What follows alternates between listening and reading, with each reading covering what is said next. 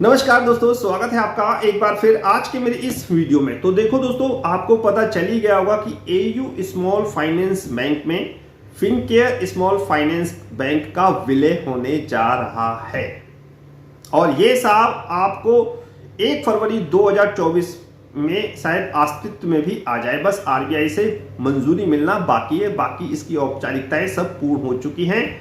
इसके साथ बोर्ड ने भी इसको मंजूरी दे दी है और आज की ये बहुत बड़ी खबर थी क्योंकि ये ऐसा जो है वो पहली बार हो रहा है। मतलब कि जो छोटे मझोले बैंक थे प्राइवेट सेक्टर बैंक में, उनका जो विलय हो रहा है ये पहली बार हो रहा है साहब, पहली बार। और विलय होना जरूरी था।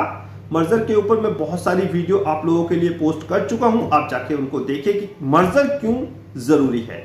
जिस प्रकार के विश्व के हालात हैं उसको देखते हुए मर्जर बहुत ज्यादा जरूरी है हाल फिलहाल दिनों में, और कंपनियां या फिर बैंक ये कर भी रहे हैं। अभी कुछ दिन पहले आपने टेक महिंद्रा में मर्जर की घोषणा सुनी होगी। अब साहब एयू स्मॉल फाइनेंस बैंक अपने में फिनकेयर स्मॉल फाइनेंस बैंक का विलय करने जा रहा है। मर्जर से संबंधित जितनी भी डिटेल है, कितने शेयर किसको मिलेंगे, अगर एयू स्मॉल फाइनेंस का शेयर आपके पास है तो आपको कितने शेयर साथ फिनकेयर स्मॉल फाइनेंस बैंक के मिलेंगे, वो सारी डिटेल मैंने अपने टेलीग्राम चैनल पे आप लोगों के लिए लगा दी है। आप जाके उसको पढ़िए। तो ये बहुत बड़ा स्टेप है, छोटा मोटा स्टेप मत मानिए आप, ये बहुत बड़ा स्टेप है। अभी आपको प्राइवेट सेक्टर में इन छोटे मझोले बैंकों का विलय दिखाई दे रहा है, जैसा कि ये एयू स्मॉल फाइनेंस और फिनकेयर स्मॉल फाइनेंस बैंक हुआ है। आने वाले समय में आपको और भी जो छोटे मझोले बैंक हैं, स्पेशली प्राइवेट सेक्टर बैंक में, प्राइवेट सेक्टर बैंकों में, उनमें भी साहब आपको विलय होता हुआ दिखाई देगा। और फिर इसके बाद हो सकता है कि सरकारी बैंकों में भी यही क्रम जारी रहे। तो ये एक कयास लगाए जा रहे हैं, संभावना व्यक्त की जा रही है कि आने वाले इस समय में जिस प्रकार का ये विलय हुआ है वैसा ही विलय आपको आगे भी देखने को मिल सकता है।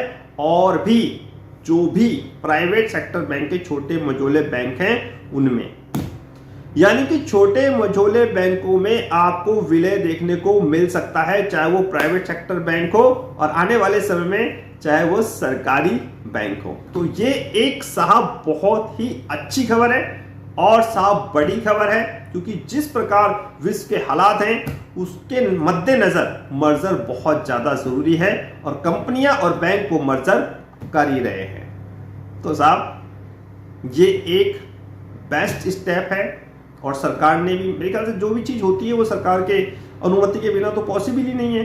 तो सरकार ने ये कहा होगा कि भैया जहां जहां जो मर्जर करना चाहते हैं वो मर्जर कर लीजिए। अभी देखिए, कुछ दिन पहले आपको मैंने बताया था मर्जर टाटा का, फिर टेक महिंद्रा, बहुत सारे मर्जर हुए हैं साहब, अभी हो रहे हैं। एचडीएफसी में एचडीएफसी बैंक का कितना बड़ा मर्जर, और यही चीज दर्शाती है कि आने वाले समय में आपको और भी मर्जर दिखाई दे। तो इसीलिए मैं मर्जर पर बुलिश था। मैं आपसे हमेशा कह रहा था कि मर्जर शायद अब आने वाले समय में आपको होते हुए दिखाई दे। देखिए, इलेक्शन की वजह से सरकार भले ही घोषणा ना करे सरकारी बैंकों को लेकर, लेकिन प्राइवेट बैंकों में आपको ये चीज होती हुई दिखाई देगी।